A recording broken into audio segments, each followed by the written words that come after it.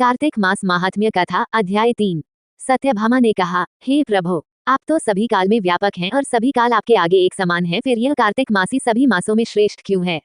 आप सब तिथियों में एकादशी और सभी मासों में कार्तिक मास को ही अपना प्रिय क्यों कहते हैं? भगवान श्री कृष्ण ने कहा, हे भामिनी, तुमने बहुत अच्छा प्रश्न किया है।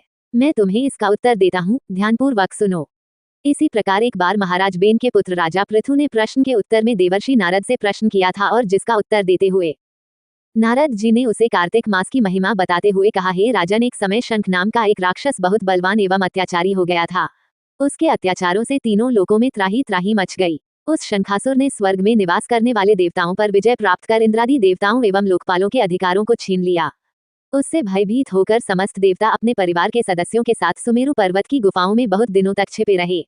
तत्पश्चात वे निश्चिंत होकर सुमेरु पर्वत की गुफाओं में ही रहने लगे। उधर जब शंखासुर को इस बात का पता चला कि देवता आनंद पूर्वक सुमेरु पर्वत की गुफाओं में निवास कर रहे हैं, तो उसने सोचा कि यही कोई दिव्य शक्ति अवश्य है जिसके प्रभाव से अधिकारहीन ये देवता अभी भी बलवान हैं। सोचते सोचते वह इस निर्णय पर पहुंचा कि वेद मंत्रों के बल के कारण ही देवता बलवान हो रहे हैं। यदि इनसे वेद छीन लिए जाएं तो वे बलहीन हो जाएंगे।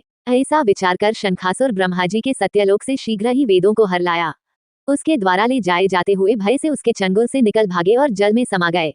शंखासुर ने वेद मंत्रों तथा बीज मंत्रों को ढूंढते हुए सागर में प्रवेश किया, परंतु न तो उसको वेद मंत्र मिले और न ही बीज मंत्र। जब शंखासुर सागर से निराश होकर वापस लौटा तो उस समय ब्रह्माजी पूजा की सामग्री लेकर सभी देवताओं के साथ भगवान विष्णु की शरण में पहुंचे और भगवान को गहरी निद्रा से जगाने के लिए गाने बजाने लगे और धूप गंध आदि से बारंबार उनका पूजन करने लगे। धूप, दीप, नैवेद्य आदि अर्पित किए जाने पर भगवान की निद्रा टूटी और वह देवताओं सहित ब्रह्माजी को अपना पूजन करते हुए देखकर बहुत प्रसन्न हुए। तथा कहने लगे, मैं आप लोगों के इस कीर्तन एवं मंगलाचरण से बहुत प्रसन्न हूँ। आप अपना अभीष्ट वरदान मांगिए, मैं अवश्य प्रदान करूंगा। जो मनुष्य आश्विन शुक्ल की एकादशी से देवोत्थान एकादशी तक ब्रह्म मुहूर्त में उठकर मेरी पूजा करेंगे, उन्हें तुम्हारी ही भांति मेरे प्रसन्न होने के कारण सुख की प्राप्ति होगी। आप लोग जो पाद्य, अर्घ्य, आचमन और जल आदि सामग्री मेरे लिए लाए हैं, वे अनंत गुणों वाली होकर आपका कल्याण करेगी। शंखासुर द्वारा हरे गए संपूर्ण वेद जल में स्थित हैं। मैं सागर पुत्र शंखासुर का वध करके उन वेदों को अभी लाए देता हूँ। आज से मंत्र, बीज और वेदों सहित मैं प्रतिवर्ष कार्तिक मास में जल में विश्राम किया करूंगा। अब मैं मत्स्य का रूप धारण करके जल में जाता हूँ। तुम सब देवता भी मुनीश्वरों सहित मेरे साथ जल में आओ। इस कार्तिक मास में जो श्रेष्ठ मनुष्य प्रातः काल स्नान करते हैं, वे सब यज्ञ के अभृत स्नान द्वारा भली भांति नहा लेते हैं। हे देवेंद्र, कार्तिक मास में व्रत करने वालों को सब प्रकार से धन, पुत्र पुत्री आदि देते रहना और उनकी सभी आपत्तियों से रक्षा करना। हे धनपति कुबेर, मेरी आज्ञा के अनुसार तुम उनके धन धान्य की वृद्धि करना, क्योंकि इस प्रकार का आचरण करने वाला मनुष्य मेरा रूप धारण करके जीवन मुक्त हो जाता है। जो मनुष्य जन्म से लेकर मृत्यु पर्यंत विधिपूर्वक इस उत्तम व्रत को करता है, वह आप लोगों का भी पूजनीय है। कार्तिक शुक्ल पक्ष की एकादशी तिथि को तुम लोगों ने मुझे जगाया है, इसलिए ये तिथि मेरे लिए अत्यंत प्रीतिदायी और माननीय है। हे देवताओं, ये दोनों व्रत नियम पूर्वक करने से मनुष्य मेरा सानिध्य प्राप्त कर लेते हैं। इन व्रतों को करने से जो फल मिलता है वह अन्य किसी व्रत से नहीं मिलता। अतः प्रत्येक मनुष्य को सुखी और निरोग रहने के लिए कार्तिक महात्म्य और एकादशी की कथा सुनते हुए उपर्युक्त नियमों का पालन करना चाहिए।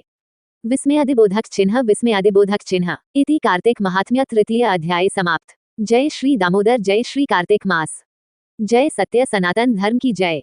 जय श्री कृष्ण। कार्तिक मास महात्म्य कथा अध्याय 4। नारद जी ने कहा, ऐसा कहकर भगवान विष्णु मछली का रूप धारण करके आकाश से जल में गिरे। उस समय विंध्याचल पर्वत पर तप कर रहे महर्षि कश्यप अपनी अंजलि में जल लेकर खड़े थे। भगवान उनकी अंजलि में जा गिरे। महर्षि कश्यप ने दया करके उसे अपने कमंडल में रख लिया। मछली के थोड़ा बड़ा होने पर महर्षि कश्यप ने उसे कुएं में डाल दिया। जब वो मछली कुएं में भी न समा सकी तो उन्होंने उसे तालाब में डाल दिया। जब वह तालाब में भी न आ सकी तो उन्होंने उसे समुद्र में डाल दिया। वह मछली वहां भी बढ़ने लगी। फिर मत्स्य रूपी भगवान विष्णु ने इस शंखासुर का वध किया और शंखासुर को हाथ में लेकर बद्रीवन में आ गए।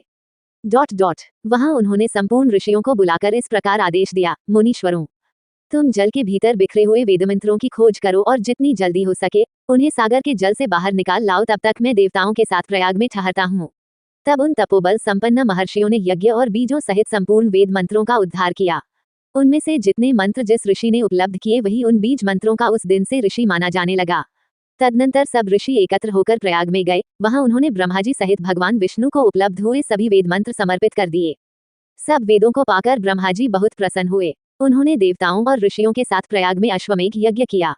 यज्ञ समाप्त होने पर सब देवताओं ने भगवान से निवेदन किया, देवाधिदेव जगन्नाथ, इस स्थान पर ब्रह्मा जी ने खोए हुए वेदों को पुनः प्राप्त किया है और हमने भी यहाँ आपके प्रसाद से यज्ञ भाग पाए हैं। अतः ये स्थान पृथ्वी पर सबसे श्रेष्ठ, पुण्य की वृद्धि करने वाला एवं भोग तथा मोक्ष प्रदान करने वाला हो। साथ ही यह समय भी महापुण्यमय और ब्रह्मघाती आदि महापापियों की भी शुद्धि करने वाला हो तथा तय स्थान यहाँ दिए हुए दान को अक्षय बना देने वाला भी हो, ये वर दीजिए। भगवान विष्णु बोले, देवताओं, तुमने जो कुछ कहा है वो मुझे स्वीकार है, तुम्हारी इच्छा पूर्ण हो। आज से यह स्थान ब्रह्मक्षेत्र के नाम से प्रसिद्ध होगा। सूर्यवंश में उत्पन्न राजा भागीरथ यहाँ गंगा को ले आएंगे और वह यहाँ सूर्यकन्या यमुना से मिलेगी। ब्रह्मा जी और तुम सब देवता मेरे साथ यहाँ निवास करो।